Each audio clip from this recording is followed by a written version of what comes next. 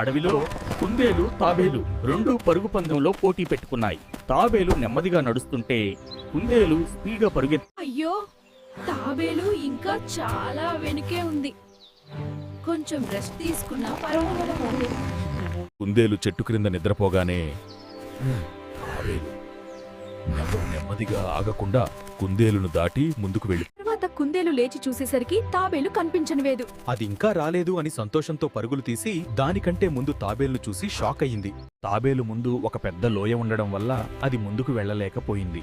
కుందేలు వచ్చి తాబేలును వీపు మీద ఎక్కించుకుని లోయను దాటించింది. తాబేలును తన వీపుపై ఎక్కించుకుని లోయ నుండి బయటికి వచ్చి దాన్ని అక్కడ దింపి గెలుపు కోసం కుందేలు పరుగెత్తింది. తాబేలు నెమ్మదిగా ముందుకు సాగింది. కుందేలు పరుగెత్తుతుండగా ఒక నది అడ్డు వచ్చి దాటలేక ఆగిపోయింది. తాబేలు అక్కడికి చేరి కుందేలును వీపుపై ఎక్కించుకుని నదిని దాటించి ఆవలి వద్దకు చేర్చింది. ఇక కుందేలు ఆలోచించసాగాయి.